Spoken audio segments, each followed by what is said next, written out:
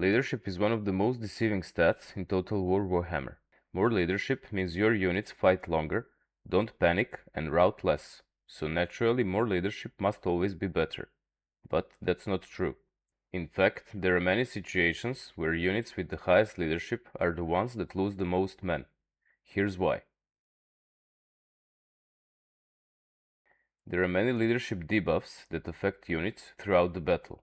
Artillery fire, fear, getting flanked or rear charged, losing army general, losing vigor. The list goes on, and most of those debuffs will affect your units at some point or another. However, the biggest loss of leadership actually comes from damage taken. There are 3 damage leadership debuffs, and they stack. First one is sustained damage. This is how much damage a unit took overall. The less health a unit has, the lower the leadership becomes. This leadership penalty is permanent until the end of the battle. The other 2 are affected by burst rather than sustained damage. The game first checks how much damage a unit took in the last 60 seconds, and finally how much damage the same unit took in the last 4 seconds. And those 3 penalties can make a huge swing on unit's leadership, even causing it to break instantly, or straight up shatter in extreme cases. So the faster the unit takes damage, the higher is the chance for it to rout. In realistic campaign battles, units will almost never break just because they got flanked, as this will only inflict -6 leadership penalty on its own. But if a unit takes high damage quickly, then it definitely will. Units usually do not rout because someone charged their rear. They rout because they are getting destroyed.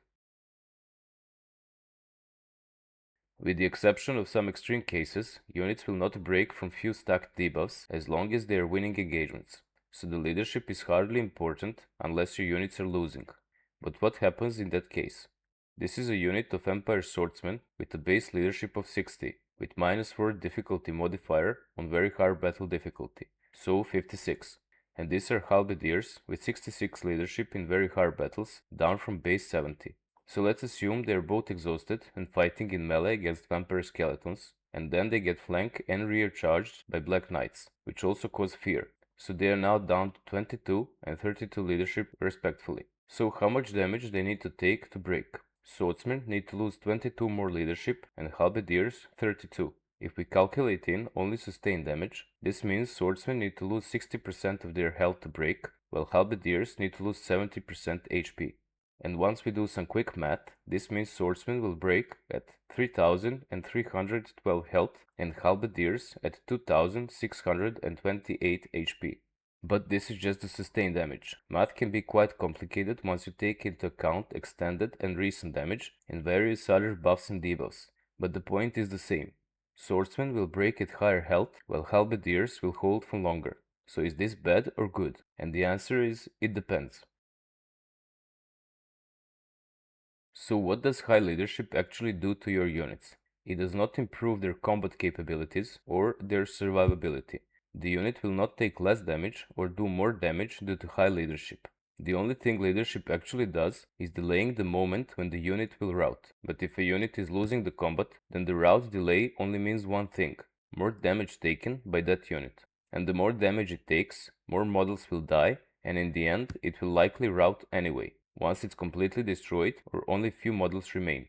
So the routing actually saves units. You probably encountered this scenario. A unit or a hero is in melee and it's taking too much damage, but it's stuck in combat and it's dying. And at certain threshold, a unit breaks and suddenly it lives. The reason this is happening is because the AI doesn't prioritize wiping out routing units. Instead, it is programmed to prioritize engaging active units instead of running down the strugglers. So once the unit or a hero breaks, the AI will immediately stop attacking it and turn its attention elsewhere. And it's the same with AI's missile units. They will stop shooting at broken units if there are active ones nearby they can target. So the moment the unit breaks, it immediately stops taking damage. This behavior is a jail out of free card which will save your units or completely wreck them. And the less damage a unit takes, the lower the leadership penalty will be on it and faster it will recover and rally. And also after the battle, the same unit will recover faster, taking less time to replenish and allowing you to use it again in next battle. So losing engagements in battle is not always the problem. The bigger problem is losing models or single entities you did not have to. You could say everyone in Warhammer is secretly Skaven, and those who run away live to fight another day.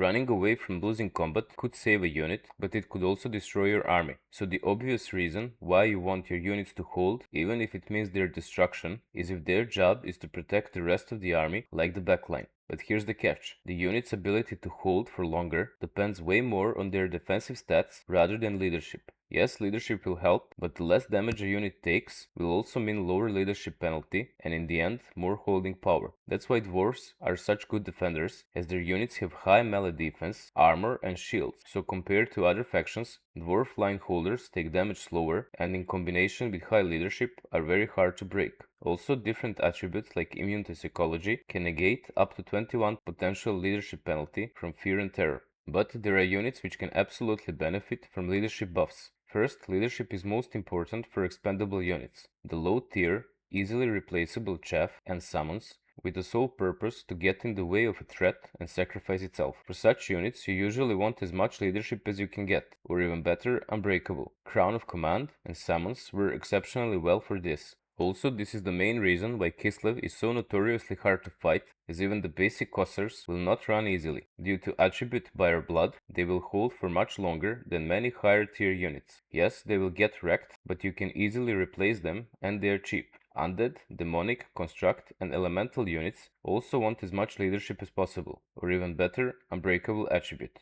These units do not run, but crumble or disintegrate if their leadership drops below zero, so they are complete opposite to usual units, as for them, the rules are different. The more leadership they have, the longer will they live. Different unit types also are affected by leadership in different ways. Low level and slow heroes, like mages on foot, are better with low leadership if they are caught in melee. It's better if they break and live than fight and die.